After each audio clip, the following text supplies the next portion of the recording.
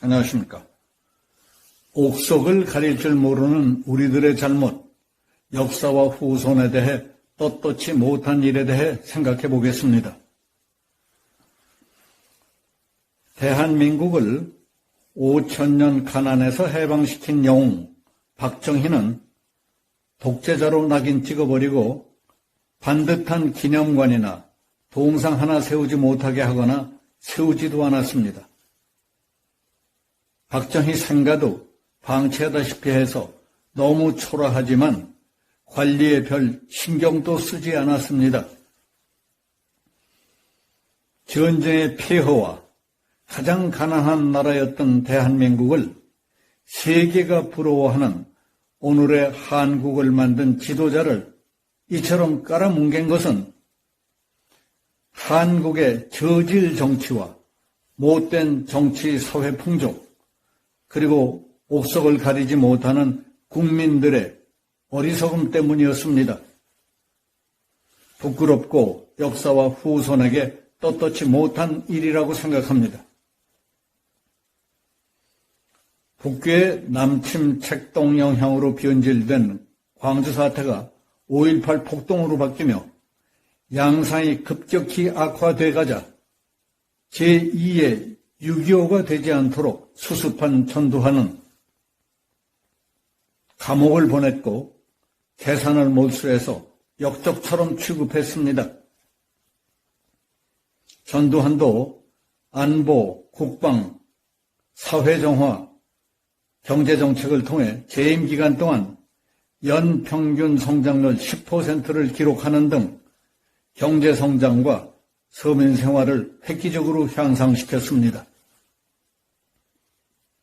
그러나 돌아간 뒤 6월마저 갈 곳이 없어 아직도 유가족들이 사는 집 장롱 속에 유고를 모시고 있답니다. 북방외교의 선구자 노태우도 감옥을 갔고 전 재산을 빼앗겼습니다. 그 역시 국립묘지에 못 갔습니다. 그는 분당, 일산 등 주택 200만 호 건설로 주택난을 해결했습니다. 그리고 88 서울올림픽을 성공적으로 치고 국격을 높였습니다. 4대강과 청계천 개발, 대중교통수단의 획기적인 선진화를 이룩한 이명박도 감옥 보내고 재산을 빼앗았습니다. 박근혜에게는 없는 죄를 만들어 씌워 탄핵, 파면시켰습니다. 그리고 감옥살이도 모자라 사는 집까지 빼앗고 빈 털터리로 만들었습니다. 박근혜는 재임 중 통진당 해산, 이석기 검거, 개성공단 폐쇄, 대북송금 중단, 김정은 암살부대 창설, 잠수함 사령부 창설, 전시작전권 무기한 연기, 미사일 사거리 연장, 핵연료 재처리 승인, 사드 배치, 그리고 전교조 법외 노조 처리, 노령연금 시행, 공무원연금 개혁, 코레일 개혁 등 인기나 표를 의식하는 정치인이라면 누구도 하지 않을 문제들을 중점적으로 해결했습니다. 그런가 하면 북한에 4억 5천만 달러라는 거액을 갖다 바치고 김정일과의 정상회담을 성사시킨 김대중은 마치 그가 민주화의 화신인 것 같이 전국에 수십 개의 기념관과 동상을 세우고 좌익들이 참배하도록 만들어 놓았습니다. 재임 기간 동안 뇌물받은 혐의로 수사를 받던 노무현은 부엉이 바위에서 투신 사망했지만 자살인지 타살인지도 명확히 밝혀지지 않은 채 고향 봉화마을을 성지화해놓고 좌익들의 정치적 결집 무대로 이용하고 있습니다. 북한의 굴종 아부하고 중공에게는 사대주의로 사대하고 혈맹인 미국에는 반미하고 경제 망쳐놓고 탈원전하고 외교 엉망에 국가의 안보조차 티 흔들어 놓음으로써 나라를 이 꼴로 망쳐버린 시대의 국가 반역 행위를 곳곳에 저질러 놓은 문재인은 비록 담장은 높이 쌓아 올리고 수십 명의 경호대가 불침번을 서고 있다 하더라도 요즘 마음 편할 리가 있겠습니까? 잠자리에 든다고 잠이 잘 오겠습니까?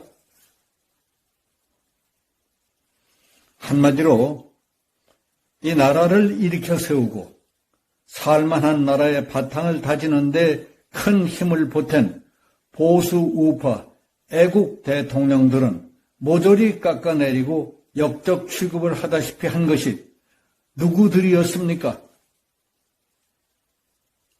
말로는 민주주의를 내세웠지만 하는 짓들은 자기들 중심의 독선, 독주, 패거리들끼리의 독점, 독식에만 몰두하던 좌파 운동권 출신의 정치꾼 몰입의 양아치들이 세력화되면서 본격화되지 않았습니까? 먼저 사람들이 노력해서 거둔 성과의 열매는 모두 자기들 것처럼 깔고 앉고 먼저 사람들의 잘못과 약점만 부각시키며 계속 헐뜯고 흠집내기에만 눈이 뒤집혀 그동안에 저지른 파괴적인 행태라고 볼 수 있습니다. 그래서 한다는 짓이 그들의 업적은 지워버리려고 애쓰면서 몹쓸 놈 만들기에 힘을 기울였던 겁니다. 나보다 나은 사람을 보고 배우려는 것이 아니라 그들을 시기, 질투, 저주하며 공격하거나 아예 없앴으면 하는 병적 열등의식이 느껴질 정도의 중증 환자들이 날치고 있었습니다.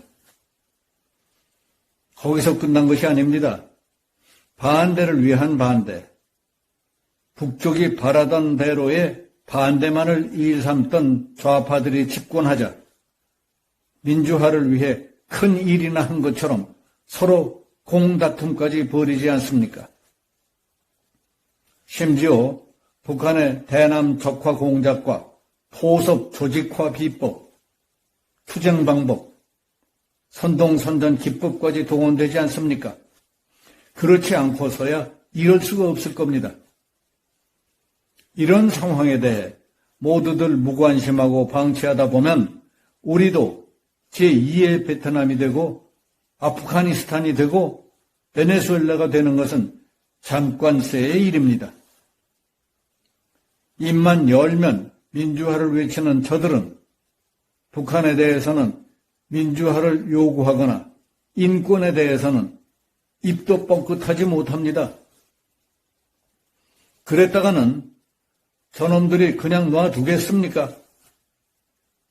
꼼짝 못할 약점까지 잡혔을 텐데 잘못 걸렸다 하면 감당할 수 없는 잔혹한 처벌이 기다리고 있다는 사실을 알기 때문에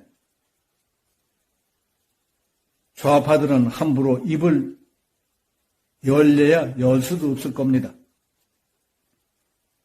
저들에게 포섭을 당했거나 어쩌다 걸려들었는지는 모르지만은 발목을 붙잡힌 이상 꼼짝없이 지령대로 움직일 수밖에 없는 불쌍한 노예들이며 꼭두각시 드릴 뿐입니다. 요즘 속속 드러나고 있는 그들의 비리와 부패, 적폐를 보면 나라를 팔아 세금을 빼먹고 국고를 털어 국민 세뇌시키고 국민을 공짜병에 걸리게 만들고 있습니다. 우리는 저들에게 오염된 악마의 화신을 볼 때마다 끓어오르는 적개심과 분노를 참을 수 없습니다.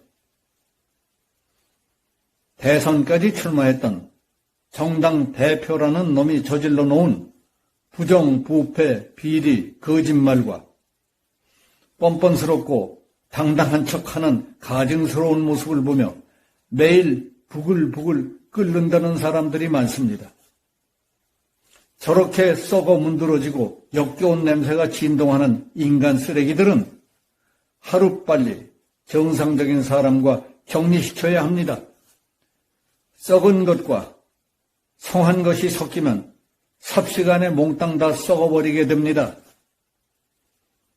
옥석을 가려 뽑지 못한 우리가 또다시 잘못한다면 역사와 후대들에게 씻을 수 없는 죄를 짓는 것입니다. 여기서 마치겠습니다.